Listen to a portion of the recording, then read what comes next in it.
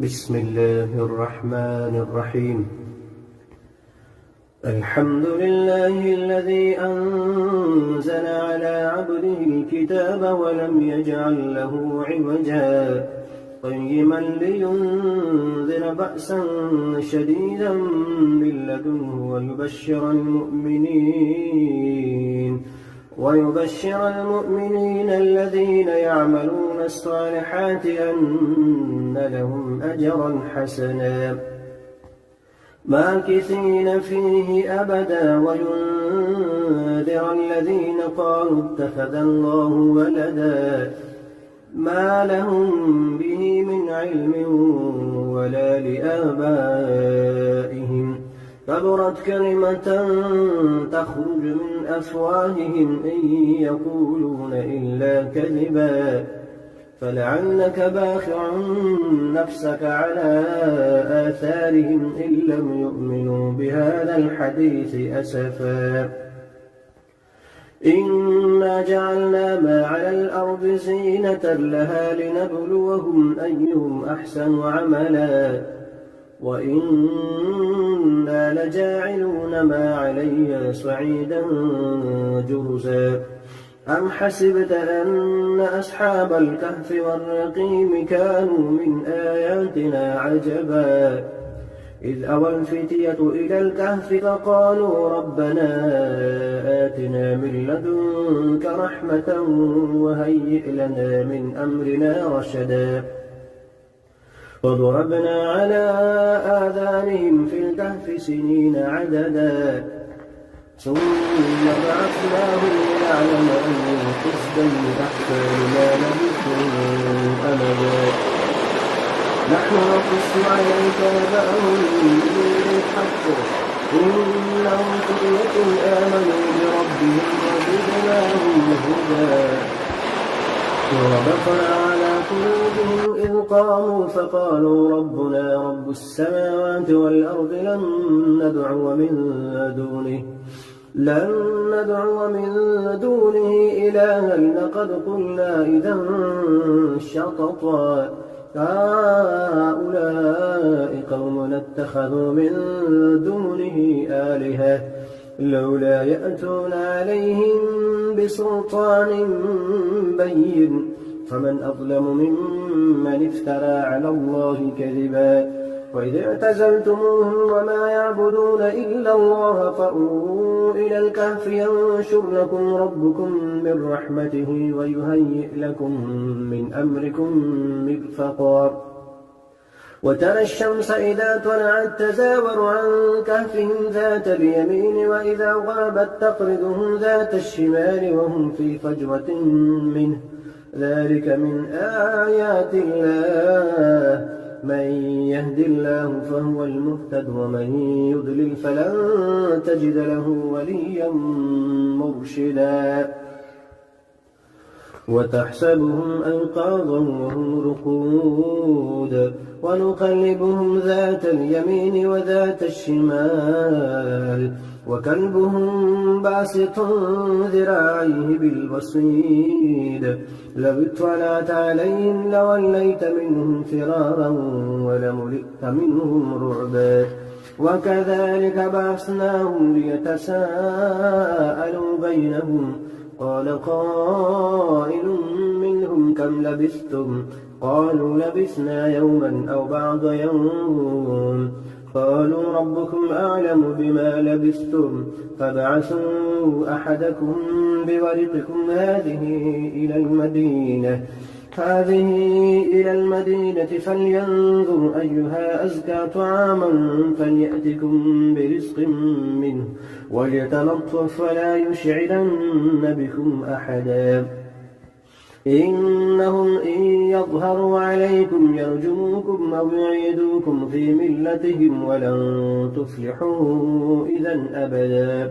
وكذلك أعثرنا عليهم ليعلموا أن وعد الله حق وأن الساعة لا ريب فيها إذ يتنازعون بينهم أمرهم فقالوا بنوا عليهم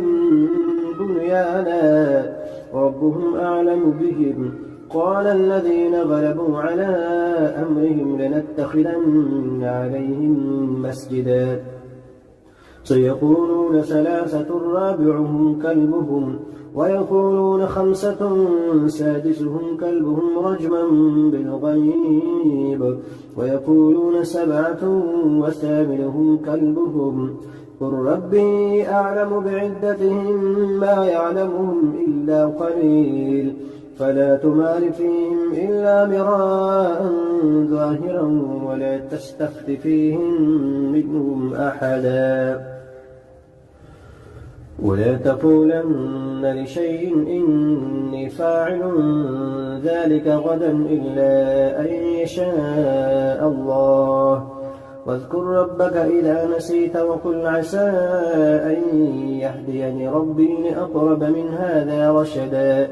ولبثوا في كهفهم 300 سنين وازدادوا 9 قل الله أعلم بما لبثوا له غيب السماوات والأرض أبصر به وأسمع ما لهم من لدونه من ولي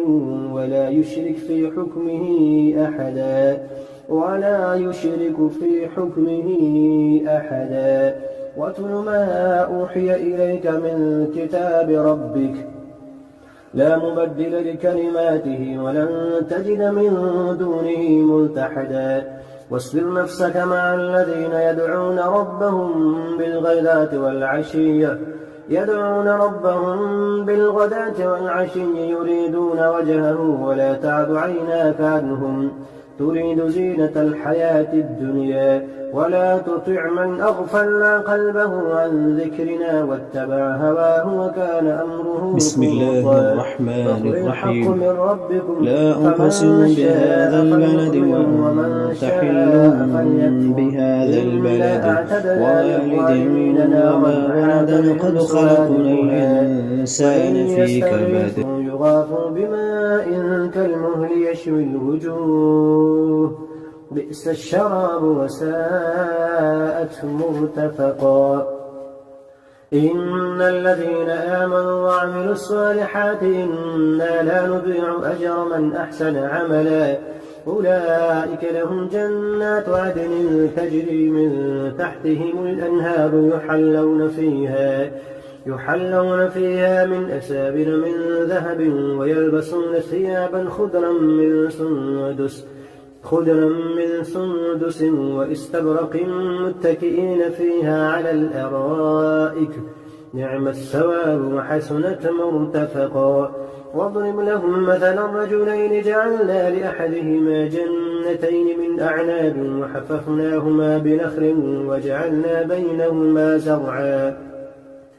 كلتا الجنتين آتت أكلها ولم تظلم منه شيئا وفجرنا خلالهما نهرا وكان له ثمر فقال لصاحبه وهو يحاوره أنا أكثر منك مالا وأعز نفرا ودخل جنته وهو ظالم لنفسه قال ما أظن أن تبيد هذه أبدا وما أظن الساعة قائمة ولئن رددت إلى ربي لأجدن خيرا منها منقلبا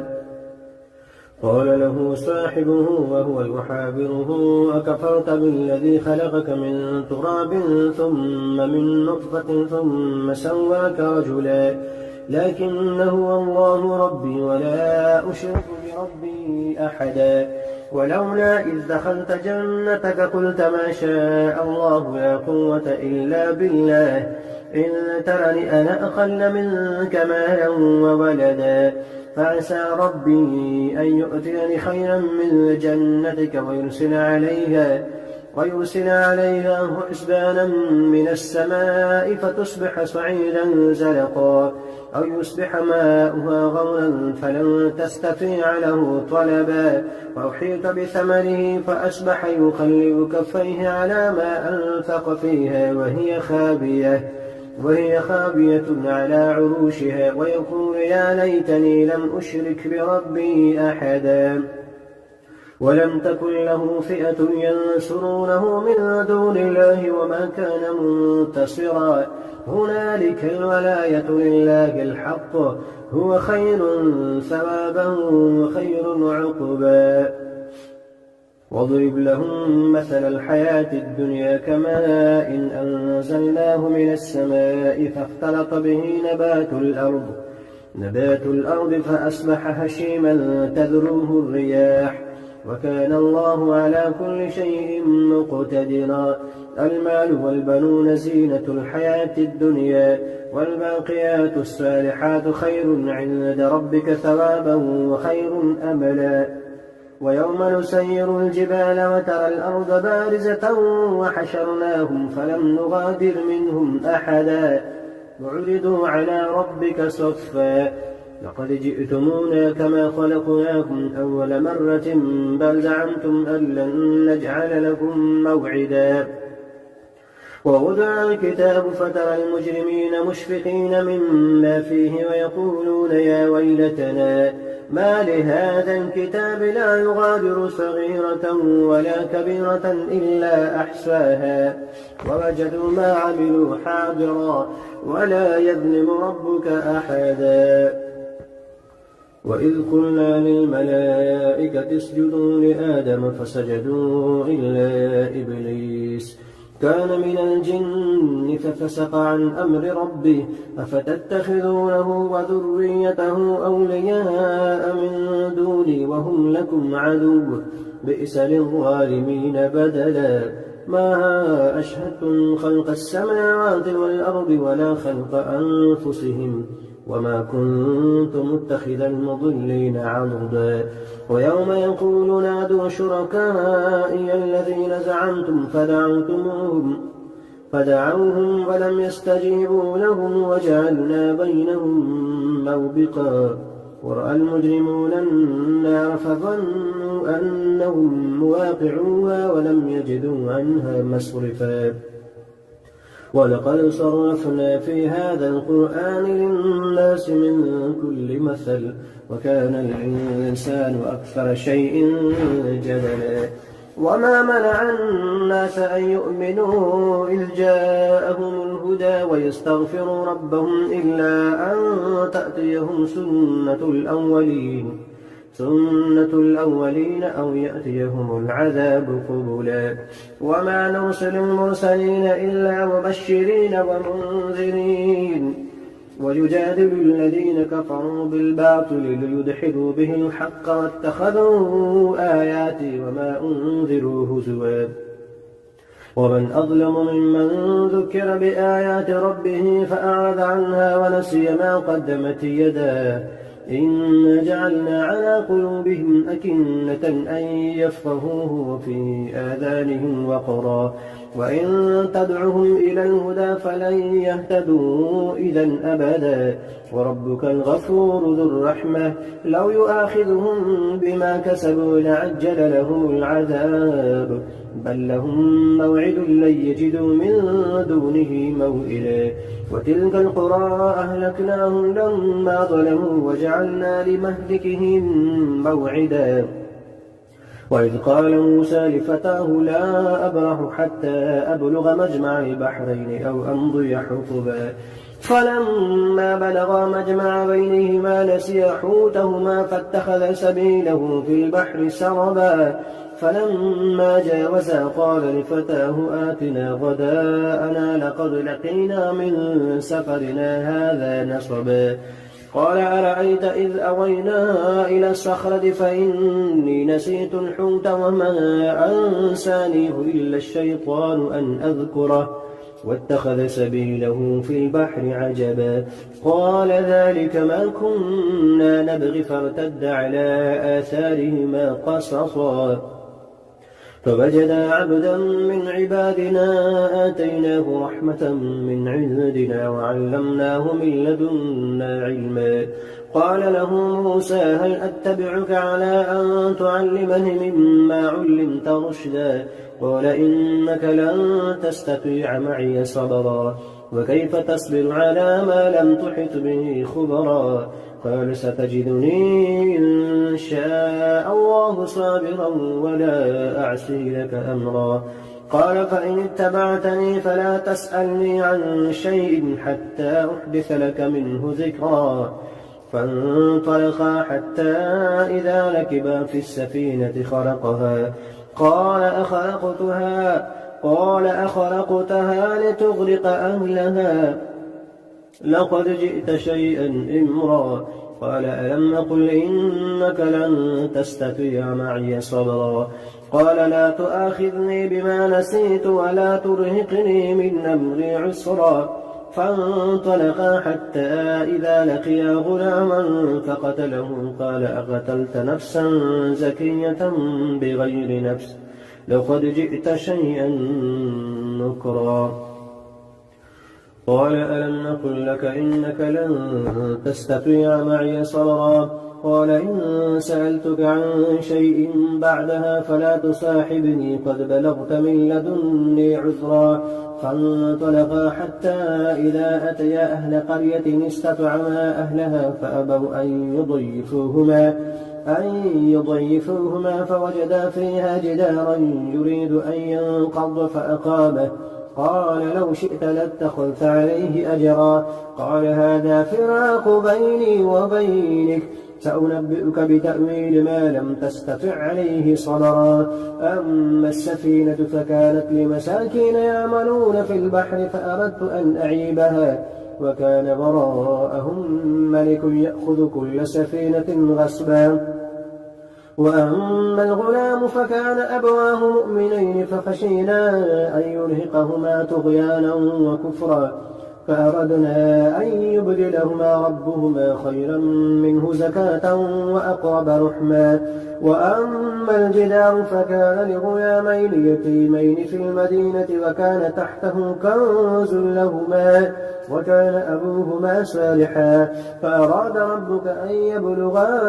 أشدهما ويستخرجا كنزهما رحمة من ربك وما فعلته عن أمري ذلك تأويل ما لم تستطع عليه صبرا. ويسألونك عن ذي القرنين قل سأتلو عليكم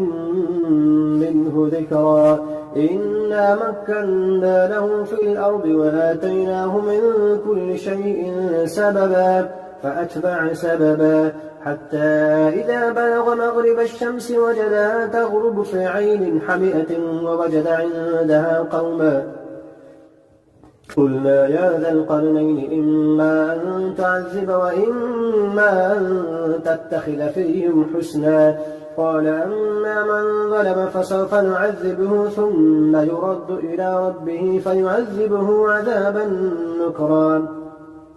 وأما من آمن وعمل صالحا فله جزاء الحسنى وسنقول له من أمرنا يسرا. ثم أتبع سببا حتى إذا بلغ مطلع الشمس وجدها تطلع على قوم لم نجعل لهم من دونها سترا كذلك فقد أحطنا بما لديه خبرا. ثم أتبع سببا حتى إذا بلغ بين السدين وجد من دونهما قوما لا يكادون يفقهون قولا. قالوا يا ذا القرنين إن يأجوج ومأجوج مفسدون في الأرض فهل نجعل لك خرجا على أن تجعل بيننا وبينهم سدا. قال ما مكنني فيه ربي خير فأعينوني بقوة أجعل بينكم وبينهم ردما. آتوني زبر الحديد حتى إذا ساوى بين الصدفين قال انفخوا حتى إذا جعله نارا قال آتوني أفرغ عليه قطرا. فما استطاعوا أن يظهروه وما استطاعوا له نقبا. قال هذا رحمة من ربي فإذا جاء وعد ربي جعله دكا وكان وعد ربي حقا. وتركنا بعضهم يومئذ يموج في بعض ونفخ في السور فجمعناهم جمعا وعرضنا جهنم يومئذ للكافرين عرضا.